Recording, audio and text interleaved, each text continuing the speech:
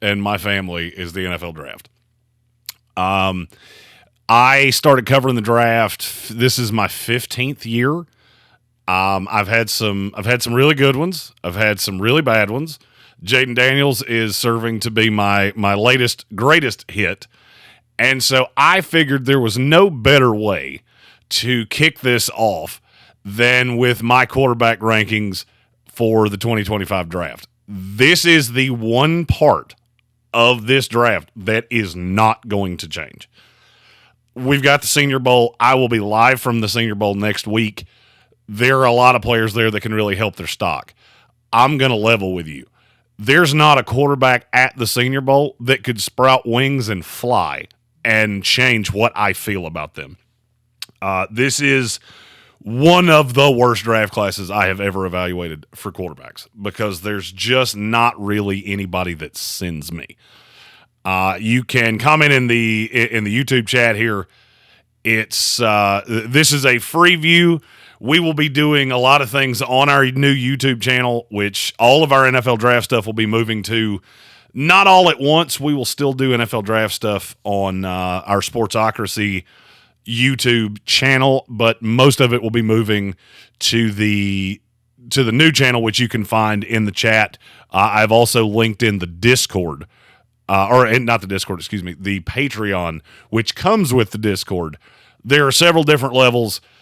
Basically, if you just want to view the content, it's $3 a month. If you want a little bit more in-depth of an experience, it's $10 a month. And then if you want full ability to say, hey, I want you to deep dive on the player X, that would be the $20 a month tier. And I understand that the $20 a month tier is expensive. You will be able to still consume all of the things that we do with the draft for that $3 a month tier. You'll still be able to do some of it for free. But a wise man once told me, if you're good at something, never do it for free. And I'm doing it for as little as I can to put the time into it that I need to. Last year's draft was the best access that we have ever had. It was also the least prepared for a draft that I've ever been. I'm going to get a little serious here. We have great sponsors. Ingles Markets, Parks Ford Hendersonville, Clarissa Sells, WNC.com. Those three are absolutely phenomenal. We love them. They allow us to do so many things. Now we're trying to make ancillary income so we can continue to do all of the things that you guys seem to like without having to spend all of our time chasing sponsors around. Those three are fantastic because they know what to expect of us. We know what to expect of them. And it is such a beautiful relationship. Everything else, it's difficult. It's difficult for two people to do as much content as we do. And that's what we want to do. So that's why there is a Patreon. That's why there are all of these things. Over the course of probably the next 5 months, I will be shifting a lot of my attention to the draft. When the draft website goes live later today, you will be able to see a blog post that I wrote that it comes from the heart. It gives you a little more in-depth about me. I got into this as a writer, and I really like to write. I really like doing this, and I really like talking about the NFL draft. Some of these other things have started to weigh on me. And Tank is a busy damn dude. So, you know, he has other things that draw some of his time, and I do not begrudge him that at all. It is I'm so proud of him and the things that he's doing.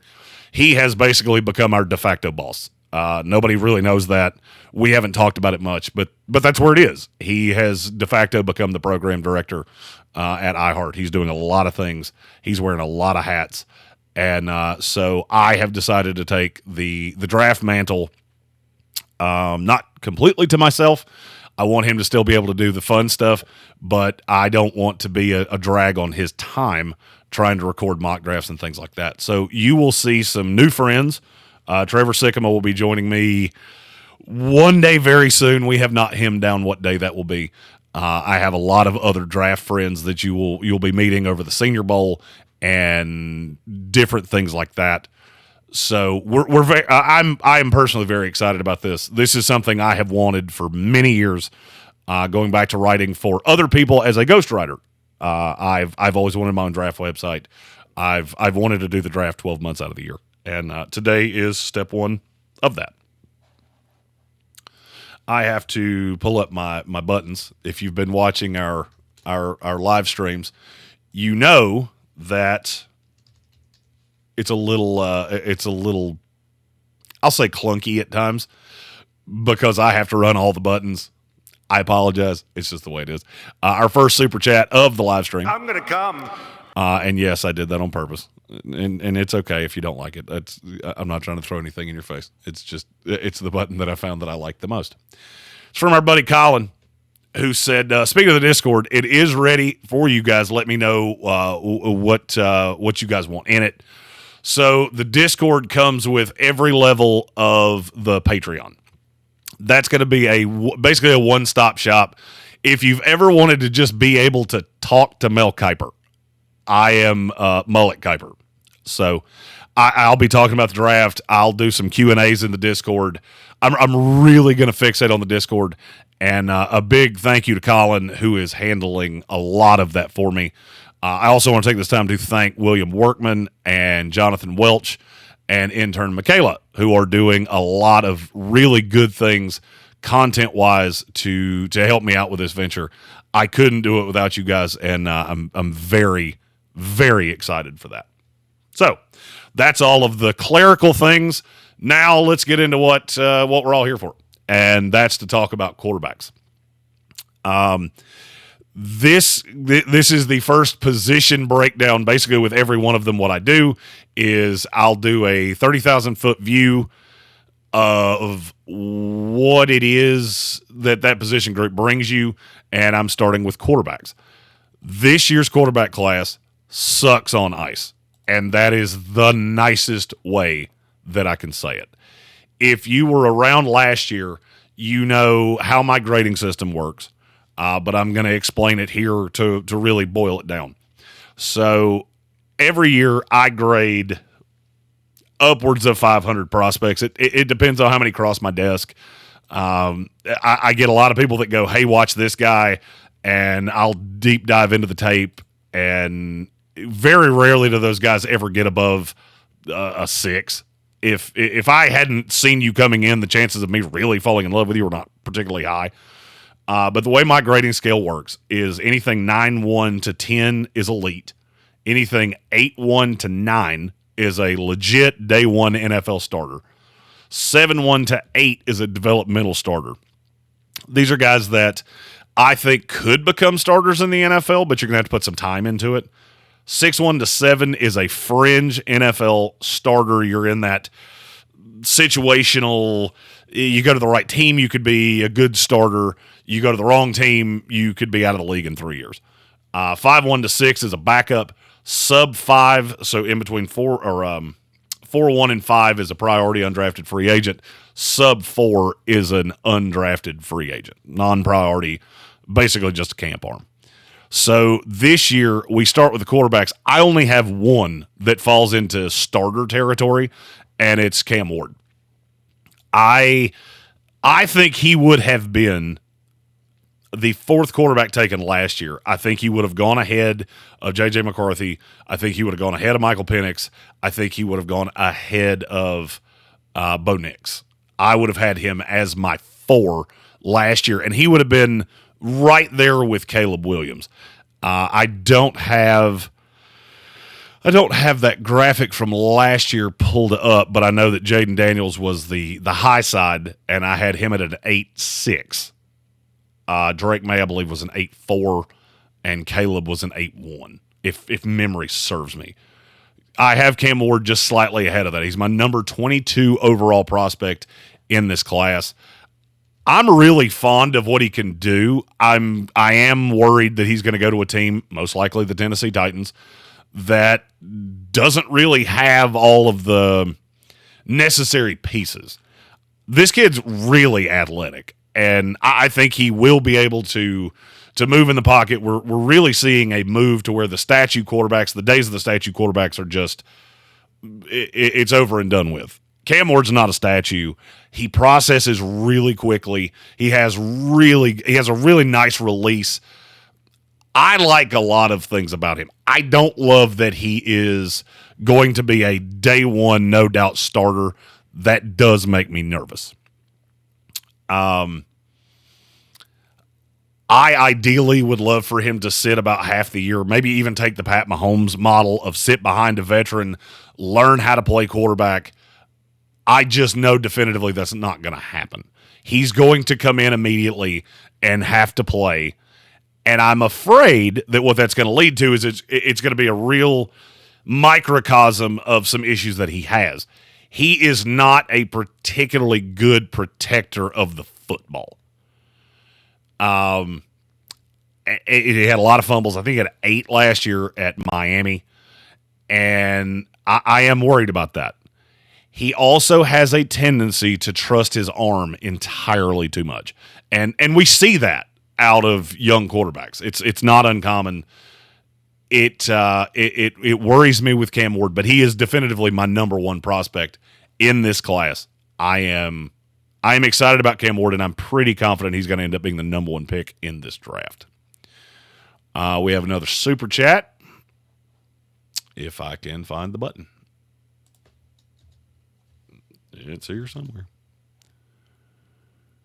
I'm going to come. There it is. This one's from Red C, who said, all hail, Grand Ruler, the Mullet King, Mullet Kiper. I will be probably having Mullet Kiper shirts made. That just feels like a thing that needs to be done. I appreciate you, Red C. And to answer some of the questions in the chat, basically I will be breaking down each player, and then I will address the chat. That's just the way it works when there's only one of us here. So, yes, this stream is different than the Overreaction Monday stream. That will start at 2 o'clock today. Tank is handling things for the inauguration. That is why we are not on ESPN Radio today. He does have political ties. He does a political show, so obviously the inauguration is something that he had to handle hands-on. So he will be here at 2 o'clock in a separate stream. This one will run till roughly 1 o'clock. If there are questions and things like that, I will run longer. But basically, we're going to break down the quarterbacks here. We're introducing the Patreon. We're introducing the new YouTube page. And then we will put out NFLDraft.net. And the content on that will flow in over the course of the week. I will be doing individual videos, just like this one, to put out prospect rankings. And this is the first one with the quarterbacks. Let me see if there is anything else that needs to be touched on in there. Andreas Pinckney said, it's a 3-quarterback class, in my opinion. Ward, Sanders, and Dart are the only quarterbacks I would even look at. Now, it's funny you said that way, because I only have 4 quarterbacks with over a 7 grade. Cam Ward's an 8.2. Shedeur Sanders is my 2 at a 7.5. I have a 3rd-round grade on Shedeur Sanders. I have Jaxson Dart at a 7.2 and Quinn Ewers at a 7.1. Those are all 3 3rd-round grades for me. And that leads me into Shedeur Sanders. I will go ahead and tell you, I'm not as fond of Shedeur as a lot of other people are. I think taking him in the first round is one of the most laughably stupid things I have ever heard anybody say to me. There is nothing about him that has ever struck me as first-round quarterback material. If I had a comp to him, it would probably be Michael Penix, because I think he does have – I think he can see a field. I think when everything is hunky-dunky, he can pick and pop. The problem is when chaos ensues. He completed 74% of his passes last year. That was the best in FBS football. He's very good in the short game, in the intermediate. Where you really start to see deficiencies with him is when he gets into obvious passing downs. That is, and I will at some point do a deep dive on Shedeur to show exactly what it is about him that I'm not super fond of. And it's not that it's hard for me to explain. It's actually pretty simple. The thing I don't love about him is I feel like it's kind of the same thing I said last year with Caleb Williams. He's played such a low tier of competition that it's hard for me to evaluate him. And then I go down the game logs with Shedeur, and you see a lot of great games that he had against terrible defenses. Then he played BYU. All right, they played BYU in the bowl game. His QBR was an 18.6. They played Nebraska early in the season. That was one of the better teams they played. He was a 21.2. Baylor in an overtime game, another better defense. Not great, but better, 57.7. Then you see North Dakota State is an 81.7. UCF's an 89.5. Cincinnati's a 91.6. Kansas a 92.9. Those are all terrible defenses. So the fact that you could beat the hell out of a bad defense doesn't really mean much to me. And so I really narrowed down on that Nebraska tape, which was bad. And I narrowed down on that BYU tape, which was better. And the fact that, and Andreas pointed out in the YouTube chat, Shedeur turns his back to the offensive line. That is a telltale sign of uncomfortable in the pocket. That is something that will get you killed in the NFL.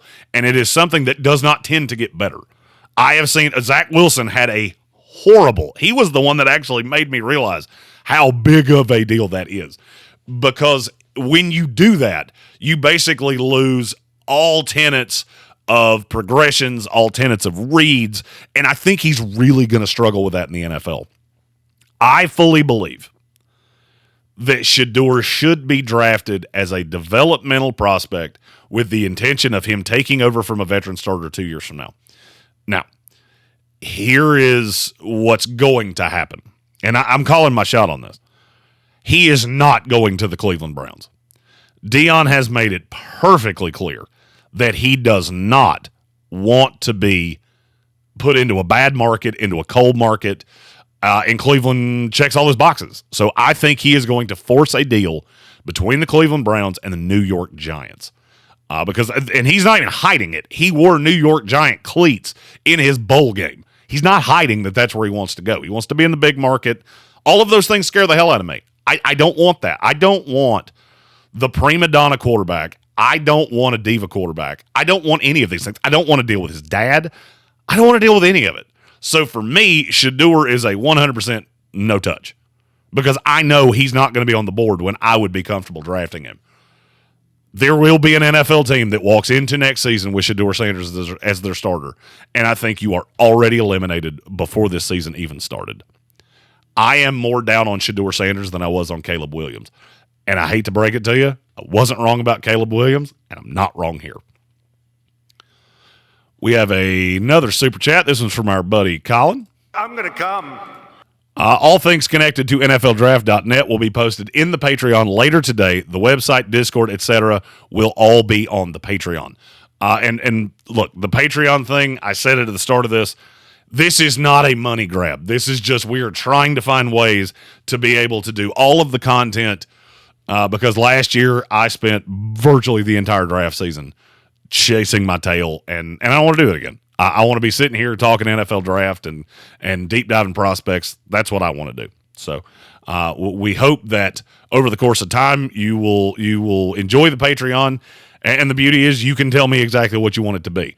I know what I would want it to be as a fan, and that's what I'm trying to bring to you guys. So and thank you again to Colin for handling all things Discord. That brings me to my number 3 quarterback in the class, and I am just flat out higher on this kid than the industry is. If I were drafting a quarterback in this class, I am damn near positive that the one I would wind up with would be Jaxson Dart. 6'2", 225 out of Ole Miss, started at USC. I said after his first start at USC, I'm calling my shot. This kid is going to be a Heisman Trophy winner, and he's going to be a number 1 pick in the NFL draft. I got damn close on Heisman Trophy winner. He's not going to go 1. And I understand the aversion. I understand he's in that Lane Kiffin system. It's very pick and pop. You're doing a lot of things that are not necessarily NFL concepts. Here would be what I would say to that. The NFL game is becoming so much more collegiate that it allows a kid like Jaxson Dart to come into this league and succeed. I look at a lot of the things Pat Mahomes does, whether it's RPO, whether it's just being able to move in the pocket, And I see a lot of that out of Jaxson Dart. He is a really good runner. I think he's undervalued for how good a runner he is. I am really curious to see what his 40 is going to be when he runs. He is a kid I'm looking forward to seeing at the Senior Bowl, because I think in the practices, he can really show that in a short week, learning a new scheme, learning a new offense, learning new receivers, that it wasn't just the pick and pop with Lane Kiffin. That being said, he can also completely destroy himself this week, this upcoming week, because if he goes down there and he looks uncomfortable, it's really going to steer into that narrative that that's all he can do. He can only play the pick and pop scheme that Lane Kiffin provided for him. I don't think that's what's going to happen. I think he'll go down there and be fantastic. I think he'll be able to show off that his arm is stronger than people think.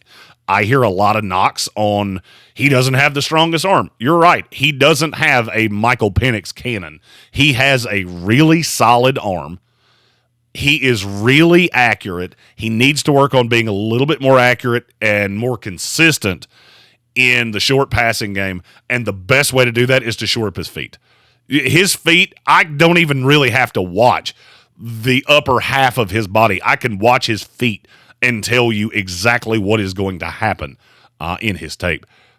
Another thing I really like about him, really good under pressure. He's the exact opposite of Shedeur Sanders. When chaos comes, he is better at stepping up, getting high in the pocket, and finding, whether it's a check down or pushing through the progression, he is better at not taking chaos plays than Shedeur Sanders is. The one thing in this class that could change, there is a great possibility that after a solid week at the Senior Bowl and a solid showing at the Combine, that I will have Jaxson Dart ahead of Shedeur Sanders.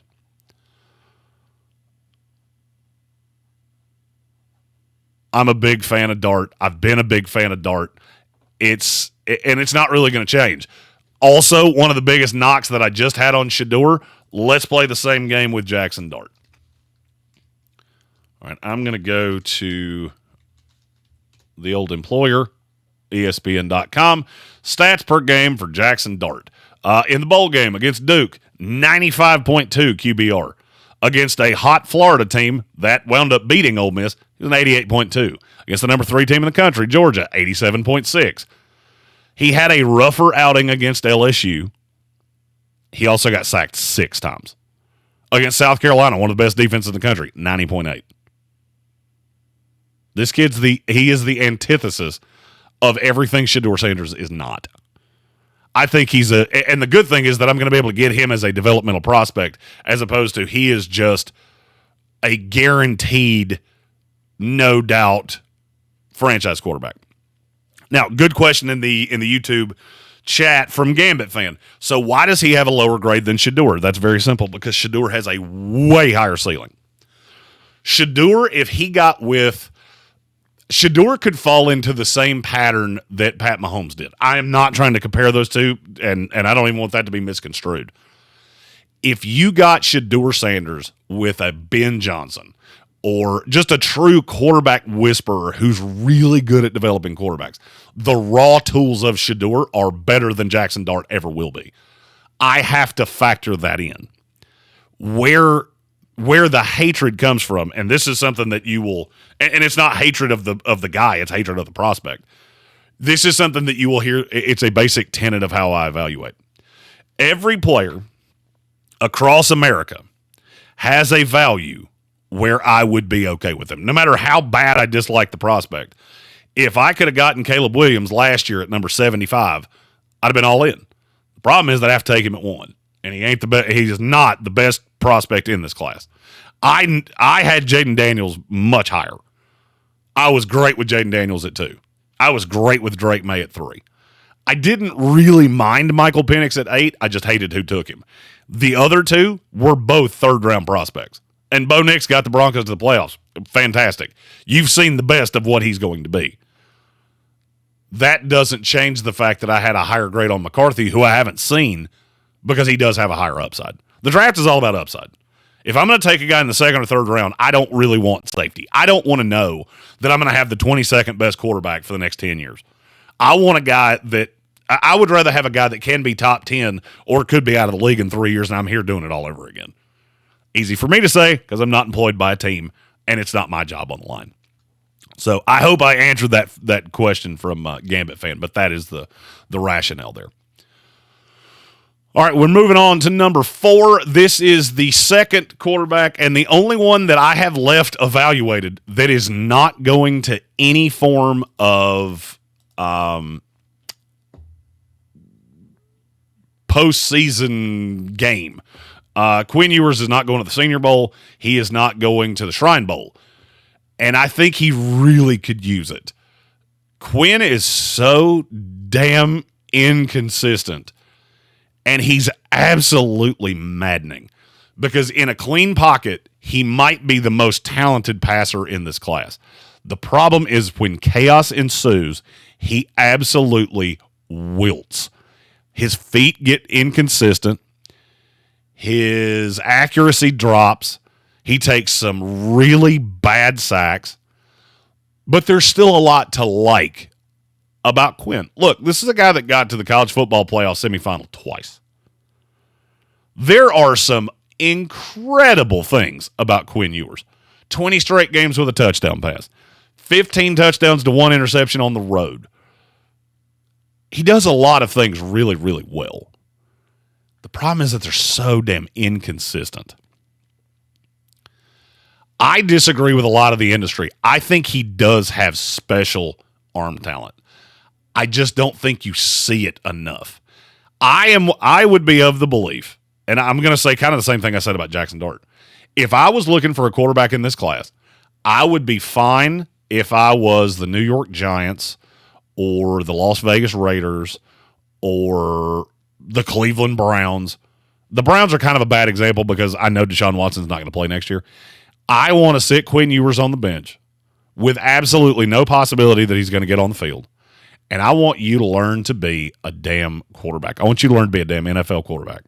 I want you at the sidearm of a Jared Goff, of any high-level veteran. Because I've always thought Quinn Ewers had higher aspirations. I think he made a lot of money in NIL. I think he did a lot of shit off the field from a marketing standpoint that maybe took his eye off the prize. And this draft is about to humble him because I can't believe he came out. Somebody earlier asked me about Carson Beck. Carson Beck would have been my 4 in this class, if that tells you anything. And any of you that know me know I am no fan of Carson Beck. I don't think he's a very good. I don't think he's a very good prospect. There's not a lot there. It was Matt Penn who said it would have made sense for Carson Beck to go to the draft because this quarterback class is awful. I don't disagree with you because I think he's going to get lost next year. Because next year you're going to get a couple of these guys that really solidify themselves, and I'm looking specifically at Drew Aller. You're going to see the talent there, and somebody's going to fall in love with it. I don't see that with Carson Beck. And the reason that I wanted to bring this up right here with Quinn Ewers, I see a lot of the same thing there. You got to realize Quinn Ewers had three receivers at Texas that are going to be drafted in this class. He had a running back that was drafted last year in Jonathan Brooks. He has another one that will be drafted this year in Jaden Blue. That's just a lot of talent for a guy to have looked this bad in big situations. I go back to the end of the loss to Ohio State. That is what would scare me about Quinn Ewers as a prospect moving forward. We have another super chat. This one's from Sir Jimothy. I'm going to come. He said, just joined. Did your Lamar stock drop with a loss? We are going to talk about Lamar Jackson in the Overreaction Monday stream that starts 1.5 hours from right now. 2:00 Eastern Standard Time. Tank will join me. We're obviously a little later than we usually would be, but we will be doing Overreaction Monday starting at 2:00. But to answer your question, since you did super chat it, yes, Lamar stock dropped for me after that, and that is what we are going to start that live stream with. But I don't think I'm going to say what you expect me to say. So thank you, Sir Jimothy, for that, and join us at 2:00 this afternoon for Overreaction Monday. We continue here with quarterbacks in the 2025 NFL Draft class. This is the launch day of NFLDraft.net, my new little pet project. Our link to our Patreon, our link to our YouTube, which YouTube will be getting a lot of love for NFLDraft.net. So I will be putting that out. I'm going to be putting that out ad nauseum because we really want to monetize that page very, very quickly. So any assistance that people can be in promoting that, we greatly, greatly appreciate it. Now, I'm going to take a little swig of my Monster because I've been talking for 32 solid minutes. Stand by.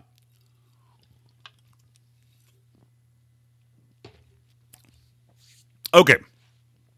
We are through our top 4. If you're just joining, Cam Ward is at 1. Shedeur Sanders is at 2A. Jaxson Dart's at 2B. Quinn Ewers is at 4. Now we're getting into beauties in the eye of the beholder. Because to like any of these guys, you are really, really going to have to be desperate for a quarterback. But there's one that I take slightly ahead of the rest. He's going to the Shrine Bowl. It's Kyle McCord out of Syracuse. I did not like this guy at all at Ohio State. The funny thing is, I think he would have been really good with Chip Kelly. They just tapped out on him a year early. He is ridiculously accurate inside 30 yards. Over the top, not so much. Short, not so much. He's just inconsistent. But I think there's a lot with him to like. He was one of the best quarterbacks in the country this year for a Syracuse team that had one draftable receiver. There's a merit to that, to me. There's also a merit that 2 Power 5 schools looked at him and went, that's the guy that can lead our program. It didn't work so hot at Ohio State. It worked really well at Syracuse. And I think he turned that program around. He is insanely smart. And he has a deep ball that's really good when it's good. If you only watch the Syracuse tape, you would think he is a great deep ball thrower. Go back to the Ohio State tape. And I can't forget that. I can't just act like the only thing that I've seen from him was at Syracuse. What I saw at Ohio State with elite receivers was not elite. I didn't see him as a draftable quarterback until he went to Syracuse. But a lot of things did improve at Syracuse. He's also about as athletic as a wet fart. So I don't know that the NFL hasn't changed to such a point that he's never going to be more than a Chase Daniel or a Colt McCoy, just a guy that can be a second arm that's really good to have in a room. But I don't know if he's just not athletic enough to be a quarterback in the NFL. I'm curious to see what he runs. I'm curious to see how his workout goes. He is a guy I will keep a very dedicated eye on at the NFL Combine when we are there in March. But my number 5 quarterback in the class is Syracuse quarterback Kyle McCord, headed to the East-West Shrine Bowl. Now, my 6th quarterback, by the way, the grade on Kyle McCord's a 6.2. Tyler Shuck is my 6th. And this is probably the weirdest evaluation of the bunch. Because I think Tyler Shuck is probably the most talented passer of the football in this class. Then we get into his problem, which is he is made of popsicle sticks. I know there are people in this industry that don't like Shuck at all. They don't think he is draftable. They are not going to pass him on from a medical standpoint because he has had 3 season-ending injuries. But he's very big, 6'5" and 225 pounds. I think he's decently mobile. He has become less mobile with injuries, but he's still a threat as a runner enough to be a modern-day NFL quarterback. If I can pass him on the medical, and this is one that my team doctors are going to cut him to pieces because I am scared to death that the injuries have just become too much. And he starts getting hit at an NFL speed. and he's not going to be able to hold up to it. For point of reference, Tyler Shuck is 25 years old. He's already 25. Turned 25 on September the 28th. He has been in college for 6 full years, played 2 years at Oregon, played 3 years at Texas Tech, played a full year at Louisville. In 6 seasons, and he was a starting quarterback for 5 of these, he's thrown 951 passes total. And 389 of them were this year. He had never thrown more than 177 passes in a year because he kept getting hurt. But 2.5 to 1 touchdown to interception ratio, only sacked 49 times in 6 years. Of which, yes, I do know that Michael Penix last year, his 8 in his final season at Washington or whatever it was. I think 8 was after the Michigan game. I think it was 4 going into that. I know that sets a different bar. That's incredibly impressive and shows that he is – Tyler Shuck's a dynamic kid. If he is healthy, he will be a decent quarterback in the NFL. I'll tell you the one that I can't get away from. I love the idea of him backing up Justin Herbert because I think he has that kind of upside, and I can be super patient with him, and it prevents me from ever having to play Easton Stick ever again. So my number 6 quarterback in the class is Tyler Shuck. I have 5 more draftable quarterbacks, 3 fifth-round grades, a 6th-round grade, and a 7th-round grade. And I'm sure somebody is, at the very least, thinking, I haven't heard Jalen Milroe yet. You're right, because he's my 7. I don't like Jalen Milroe. I don't think he's an NFL quarterback. I think he reminds me so much of Denard Robinson at times that it is absolutely disgusting. And I am terrified that a team is going to take him in the top 10, 15 players. He is a great runner, incredibly explosive, incredibly fast. To me, the way he runs is considerably faster Jalen Hurts because he is a big, thick kid. He's 6'2", 225, and I think he's going to run really, really fast. The problem is that in a pro-style NFL offense, I have seen him just be miserably inconsistent. His arm angles are terrible. His mechanics are terrible. His mental, the cognitive down the field, when he is asked to make more than 2-step progression reads, is terrible. Jalen Milroe should not play a game in the NFL for 2 years. Period. I don't give a damn what team he goes to. He reminds me at times of Justin Fields. That he has all of the physical tools. He has been the most athletic player on every field that he has played on. And he's never actually developed as a quarterback. And I run into this problem a lot with run-first quarterbacks. You have always been the most athletic guy on the field, so you never really developed a skill set. You're just fast, or you're just a good runner, or you're just a big arm, whatever it is. And as William Workman said, he needs to be a 4th, 5th round guy who ends up with the 49ers, the Ravens, or the Eagles as a backup. I agree with every word that he just said. Matthew Hoffman asked if he switched to running back, where would that put him in the draft?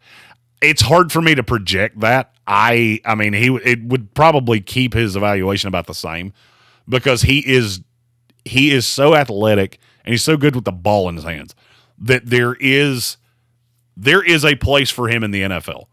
A la what you saw the Pittsburgh Steelers do with Justin Fields.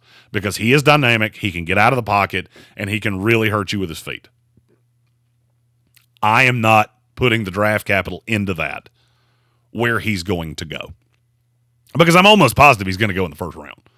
Teams get obsessed with finding a quarterback, and he's going to be a quarterback that it's really easy for a team to go, I can sell that because he can run. But I think he has bust written all over him.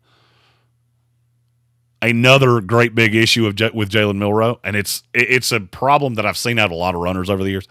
He predetermines that he's going to run, and it doesn't really matter what happens in front of him. As soon as the ball hits his hand, he knows he's going to run. So it doesn't matter if somebody breaks wide ass open. He will run out of a clean pocket more often probably than any guy I've ever covered. Oh, my Camera's doing that thing again. Doop. Sorry about that. I'm just not a fan of Milroe, and I doubt I ever will be. But I will see him. He is at the Senior Bowl. I'm pretty sure he is at the Senior Bowl. He is. As is my next quarterback, Will Howard. Will Howard, there's not much here because he is, I think we all know exactly what he is, which is he's a backup NFL quarterback. Big, thick kid. He's got an ability to run. Throws a nice deep ball. I don't see anything special about him. He is not as accurate as I would want him to be. He's going to be a considerably older rookie than most. He's just a little bit younger than Tyler Shuck, if memory serves me. He's 23, so he is 2 years younger than Tyler Shuck, but he will still be a 24-year-old rookie. And for a guy that I don't really see high side out of, it's hard for me to invest too much into that. I will be interested to see him tonight. We are doing a live stream for the national championship game tonight, 7:30 Notre Dame, Ohio State, and that will be Tank and I for another live stream watch party. I'm not real high on Will Howard. I'm interested to see what he does in Mobile and see if he can possibly help his draft stock a little bit. I don't see him being anything more than a late day 3 guy that some team really needs a backup and they think they can get something out of him 2 to 3 years down the line. That's all he is. There's not much else there. I have 3 more draftable quarterbacks in this class. The next one is the last one going to the East-West Shrine Bowl, and it's Curtis Rourke from Indiana. For those of you that are not super up on the Shrine Bowl and who's going there and all of those things, the quarterbacks at the Shrine Bowl are Shedeur Sanders, Kyle McCord, Tyler Shuck, Curtis Rourke, Mark Gronowski from South Dakota State, Max Brosmer from Minnesota, Cam Miller from North Dakota State, and Seth Hennigan from Memphis. Of those guys, the only one, Gronowski, I thought was going to come back to school because he was getting some transfer portal interest. A late round flyer, maybe. I am interested to see Seth Hennigan, though, because I do believe there is maybe a draftable grade in him that would make him my 12th draftable quarterback in this class. But I don't have a draftable grade on any of them yet. I do need to dive a little further into Gronowski. I didn't do as much research on him this year because I was pretty confident he was coming back to school. I'm going to move. Sorry, my camera moved at some point. I activated it and didn't mean to. But Curtis Rourke is my next quarterback. That puts him at number 9 for me. This kid started at Ohio, wound up at Indiana this year, was really, really did a really good job for Indiana. And I think there is a possibility that he could be a halfway decent NFL quarterback. I don't know that he has a high side. Because he's another one that is reasonably older, if memory serves me. I believe he's 23. No, he's 24. So, I am always cautious of the guy that is just way older, and the best tape I've ever seen from him was when he was way older. And I know somebody's going to say, but I thought you liked Tyler Shuck. I did, and I do. The thing with Shuck is that he has been consistently good over the course of time. Curtis Rourke was really good at Ohio. I just didn't see him playing high-level draftable football. I thought he was a late-round prospect at Ohio. Then he comes into Indiana, and he looks fantastic.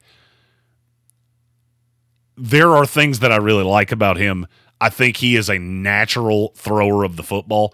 I just don't know that he has some size limitations. He doesn't have the strongest arm that I've ever seen. And when I say he has size limitations, I almost think Curtis Rourke is too big. He's 6'5", 235. And yes, that's a big frame, but it's a big frame on a guy that did kind of make a lot of his living as a mobile guy.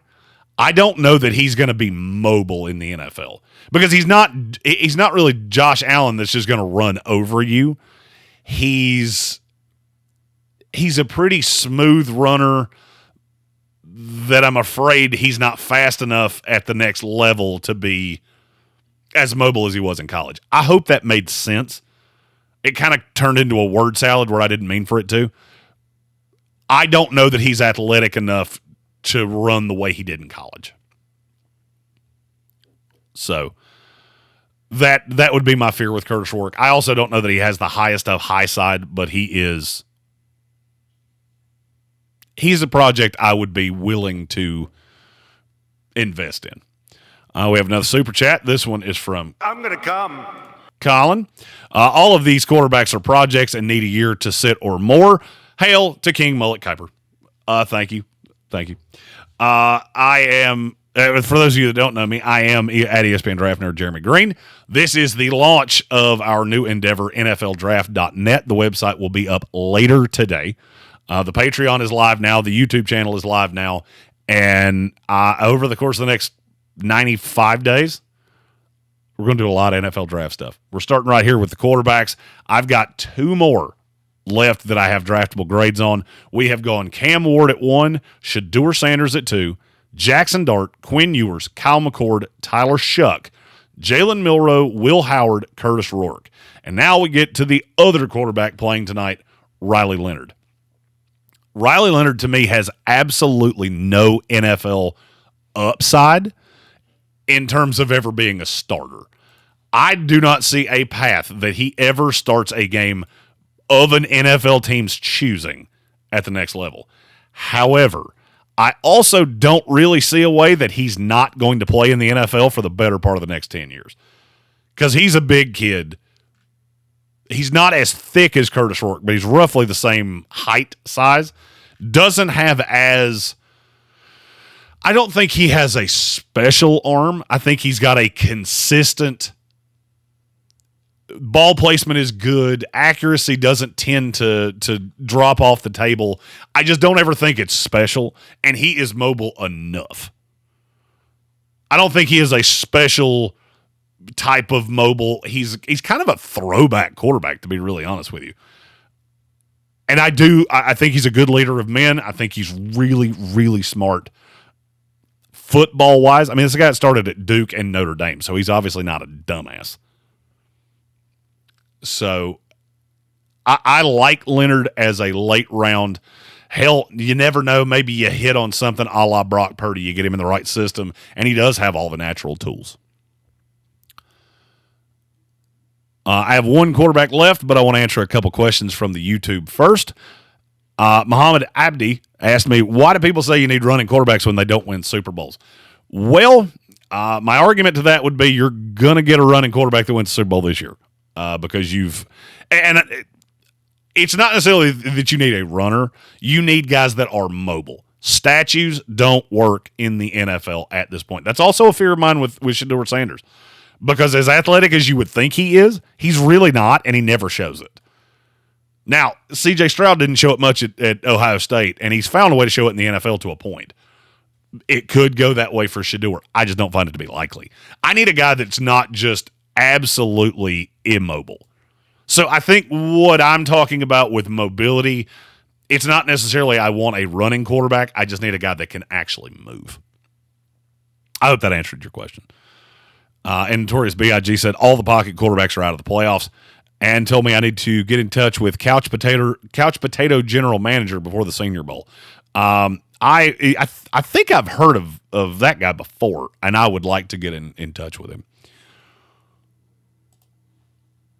I consume a lot of stuff, so I'm not always 100% sure what these guys' names are. Then we're to my final draftable quarterback, and this is one of the hardest evaluations I think I've ever had for a quarterback because there are things about this kid that I really like. There are things about this kid that I really don't like, and one of them is that he is so damn small. It's Dylan Gabriel from Oregon.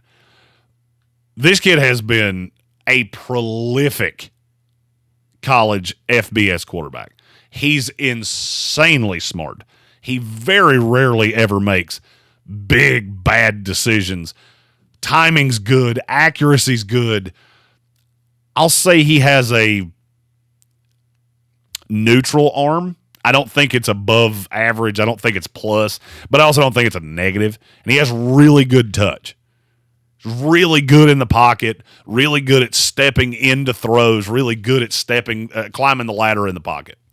Now, here's where my reservations come in.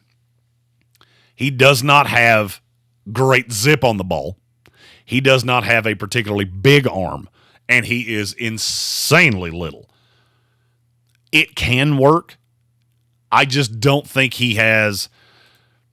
I didn't mind the little with Bryce Young because I think Bryce Young did a lot of things at a special level. Super accurate. I don't really have any of that with Dillon Gabriel. I don't have that in a way that I think translates to the NFL. I do believe, look, this is a league that Easton Stick has stuck around for many, many years. So I think there is a role for him in the league, and he probably plays a handful of years in the league. I just don't really think you're going to see. I don't think you're going to see him have some great resurrection as a franchise quarterback. He's a Jag. He's just a guy. There's not really much special to him. I've got a 7th round grade on him. I think he is draftable. I think he is one of the 256 best players in this draft. But other than that, there's just really not a whole lot special to him. In the YouTube chat, if you have any other quarterbacks that you would like to hear a 30-second overview on, feel free to chuck those out in the chat. I'll see if there are any other comments that I need to hit before I get out of here, as I've gone 54 solid minutes of just talking my ass off about quarterbacks. And it's been good to do. I think it was Stephen Tao yesterday that said Jeremy's tone of voice just changes when he's talking about the draft. It's because I love the draft. It's my thing, and it's my favorite time of the year. I'm just looking up and down the list here. Donovan Smith is a guy that is somewhat intriguing to me. Nobody's asked me about him, but I am somewhat intrigued by him. Kind of the same way I'm with KJ Jefferson. I think those are both undrafted free agents that they just have such natural ability that they probably get a shot. There are not a ton of small school guys. Tommy Mellett out of Montana State, I think he probably gets a look among undrafted free agents. I just saw a name pop up that can't possibly be right. Yeah, that's not right. It's about to be like, I met that kid at the Senior Bowl last year. There's absolutely no way that he's in this draft class too. It's a bad class. This is a bad year to need a quarterback. This is a bad year to be trying to chase a talent that's just not there.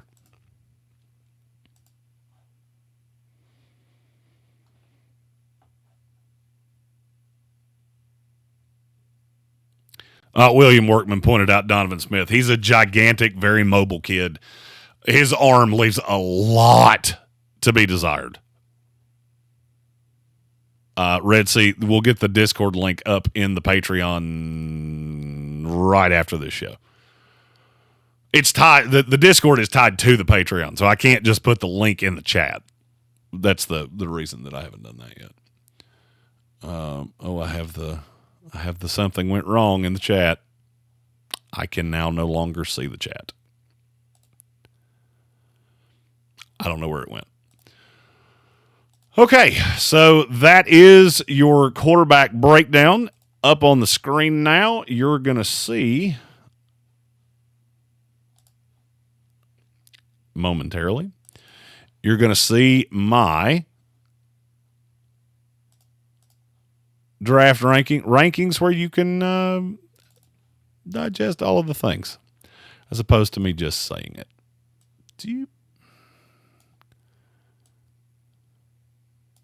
Boop. Boo. That will be up on the website later today.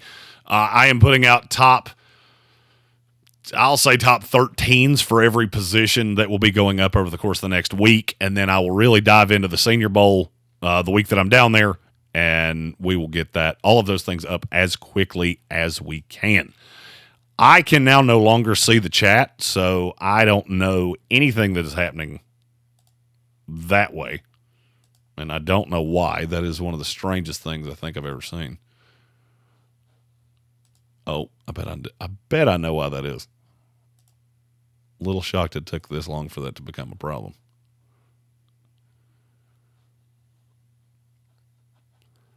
Stand by for just a second.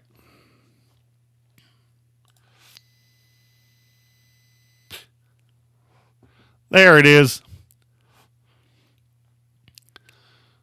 Red Sea said Jeremy can't see us. Quick, do crimes. JT Money said he missed the start, so can we go over the new website stuff? So NFLDraft.net will be debuting later today. You will see the website is far from done. I didn't want to put anything on the website before I got the chance to put it out. This is the reason that I will be working from home this week, is that I will be doing one of these basically a day, putting out individual prospect rankings, things like that. And then those will go on the website. I will be doing deep dives on the Patreon. The best way I can explain it is if you want the deep divey stuff and you want to have access to just asking me any question that you want that from the Patreon. The stuff that you're used to getting from the ESPN radio show will be on our YouTube and on the website. And then we will hit the high notes on the ESPN radio show. That's the basic way that Tank and I have wrapped our brain around how this is going to go. But it's something I'm very excited about. I'm also excited that it's something that we can take off Tank's plate, something that he doesn't have to worry about. You can see the logo all over the screen here. I'm very proud of that. We will have shirts. So we have a merch store for this. We will have the NFLDraft.net logo in every NFL team's colors. I can't use their logos because obviously that's copyright infringement. But I have, actually I can put that on the screen as well because I have already done one.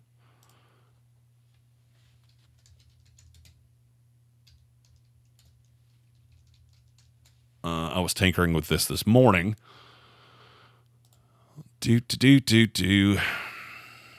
Oh, there it is. There it is for the Baltimore Ravens. I'll put that underneath. Actually, I'll put it right here beside my face. Boop.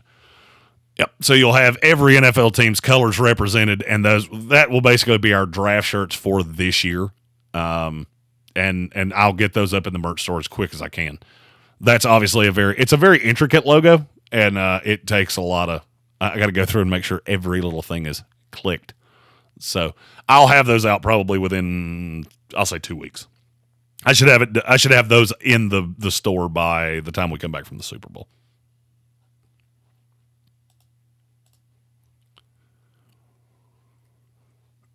Okay. Yes. Colin talking about posting in the Discord. So the Discord will be available. I will post it on the Patreon here momentarily. It's really hard for me to do all of those things at one time. So,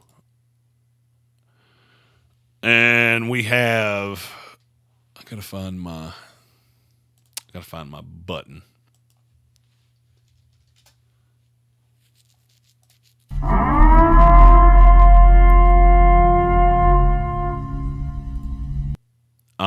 Michael Meadows has joined the NFLDraft.net Patreon, as has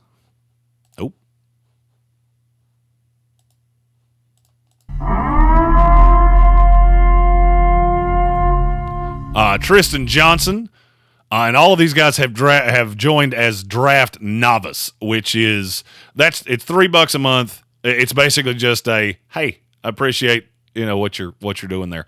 We will not really have we won't have as many lives. There will be 2 or 3 a week of lives. And obviously you'll be able to super chat there, but really that's just a, hey, thanks for what you do. And you will have access to all of the things.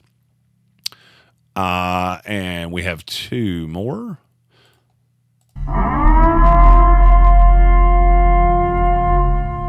Rex B has joined the NFL Draft.net Patreon as a draft novice. And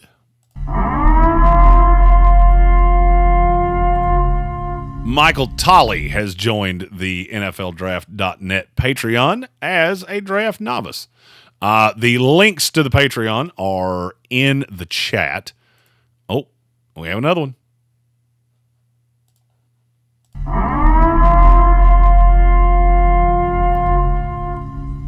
James Rarick has Rarick. Jimothy, I don't know if I am screwing your name up, so tell me which one is which. Red Sea asked if he's the only $20 member. You are for this moment. You also got to realize, or no, Colin is too. That's right. You also won't be the only ones. Because I'm not going to lie to you, I fucked the Patreon up for about 12 hours. I accidentally hit the unpublished thing, so I had people going, hey, I can't get to it, and I was nowhere near my computer. So until about 11:30 this morning, it was not visible, which was a touch of a problem. And thank all of you guys. You guys are always awesome for all of these things. You're also just fantastic to support all of the things that we do. And I appreciate it so much. Tank nor I can appropriately express how much we appreciate what all of you guys do, and you're here for all the things we do. And this one is, for me, Tank always calls it my passion project. That's exactly what it is. This is a passion project for me. Red Sea asked if I was getting emotional. I mean, I can't tell you that I won't by the end of the day, because I'll probably be drunk by the end of the national title game tonight. This has been a long time coming for me. I've worked for a couple of the larger sites over the years. One of them as a ghostwriter, where I couldn't even put my name on shit. And so now to have my own site and have, guys like William Workman and Jonathan Welch and frankly anybody else that wants an opportunity to have their content out there, it's exciting for me. And so I'm very excited about this journey. I'm excited to have all of you guys on this journey with me. And I think we've had a successful first live stream talking about quarterbacks. That will go up on the website.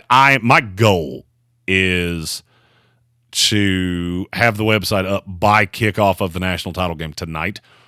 Tank and I will be convening in about 55 minutes for NFL Overreaction Monday.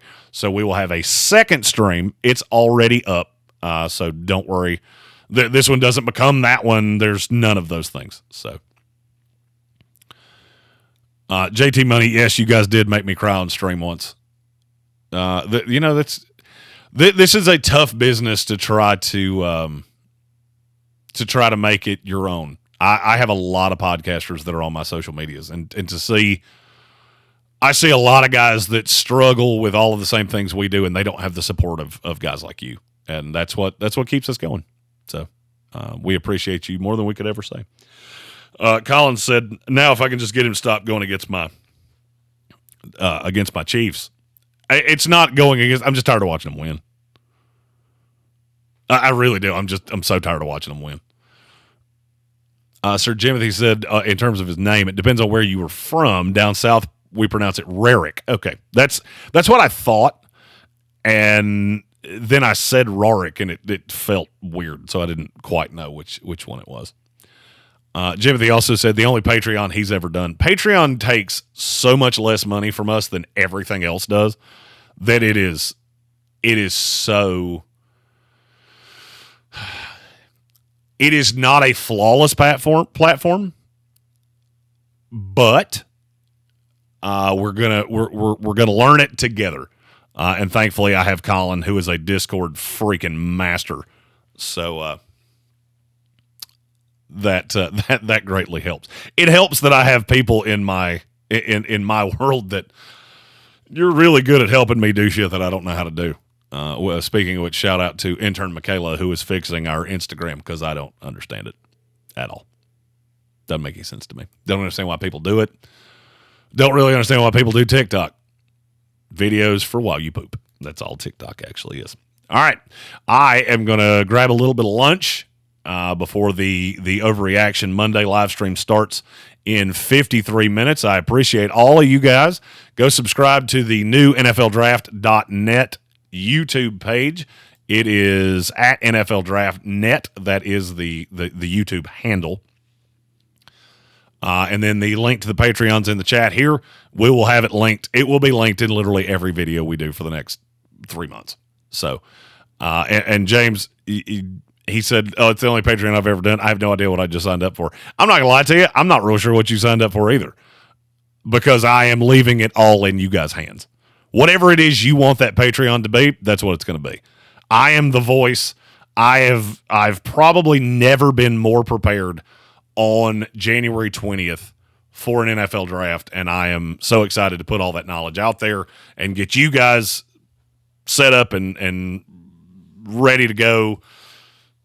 And we'll be at this draft, which I'm very excited about. We'll also be there for all 3 days this year, and we've got friends that will be meeting there, and it's going to be a good time. All right. I got about 50 minutes till another show, so you guys maybe find a bite to eat. Don't go anywhere. We're back roughly 50 minutes. I am Jeremy Green, the at ESPN Draft Nerd. This is the launch day of NFLDraft.net. We will see you in just about an hour.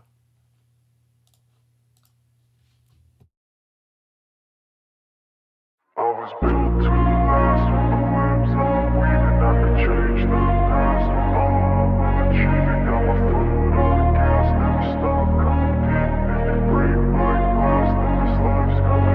I wanna be the best in the game, invest in my name. Check no restraints, I'm obsessed with the pain. I ingest, I retain, assess and I change. Possessed by the thought I'll be free one day from society's restraints. Money, clout and fame, mud